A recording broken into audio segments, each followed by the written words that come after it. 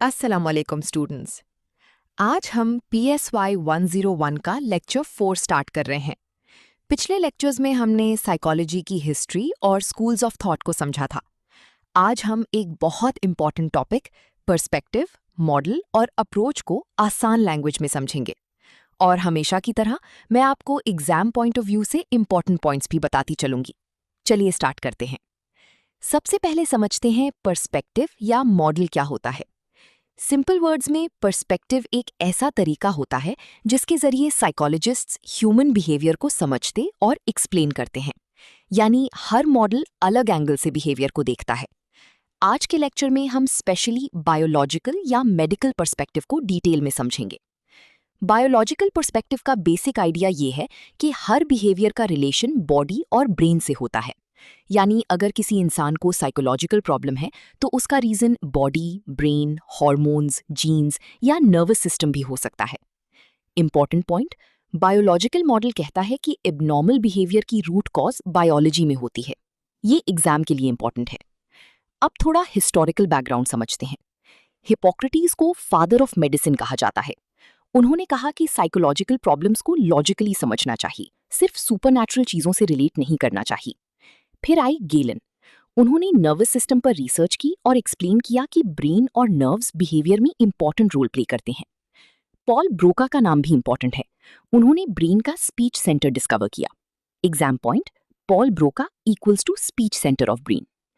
Charles Darwin ने survival of the fittest का concept दिया।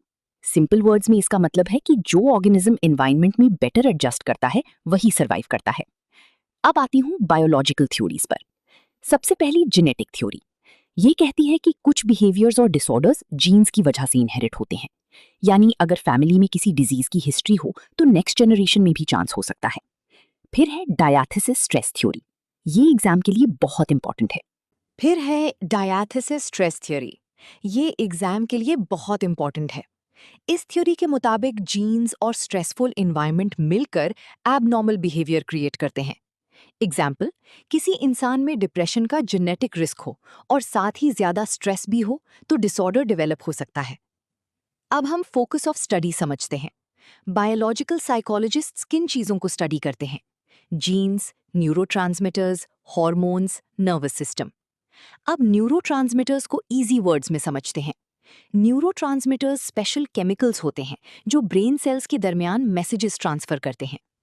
इंपॉर्टेंट न्यूरोट्रांसमीटर्स: एसिटिलकोलिन लर्निंग और मेमोरी, डोपामीन इमोशंस और मूवमेंट, सेरोटोनिन स्लीप और मूड, गाबा एंजाइटी कंट्रोल करता है। एग्जाम एमसीक्यूज में न्यूरोट्रांसमीटर्स के फंक्शंस आ सकते हैं। अब एंडोक्राइन ग्लैंड समझते हैं। ये ग्लैंड्स हार्मोन्स बनाती हैं जो बॉडी और बिहेवियर को अफेक्ट करती हैं। एग्जाम्पल, थायराइड हार्मोन कम हो तो एंजाइटी जैसी सिम्टम्स आ सकती हैं। पिट्यूटरी ग्लैंड की प्रॉब्लम डिप्रेशन जैसी फीलिंग्स क्रिएट कर सकती है। अब आती हूँ ट्रीटमेंट टेक्निक्स की तरफ।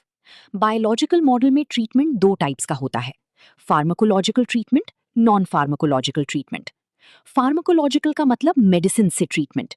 एग्जाम्पल, ट्रैंक्विलाइजर्स पेशेंट को काम करते हैं, एनर्जाइजर्स डिप्रेशन में एनर्जी इंक्रीज करते हैं। Important drugs: stimulants caffeine, nicotine, depressants alcohol, anti anxiety drugs valium, hallucinogens LSD। Exam point, drugs के एग्जाम्पल्स एमसीक्यूज में आ सकते हैं। अब नॉन फार्माकोलॉजिकल ट्रीटमेंट समझते हैं। Insulin shock therapy. पेशेंट को इंसुलिन देकर कोमा जैसी स्टेट क्रिएट की जाती थी, आजकल बहुत कम यूज होती है। ECT electroconvulsive therapy. इसमें इलेक्ट्रिक करंट दिया जाता है सिवियर डिप्रेशन ट्रीट करने के लिए।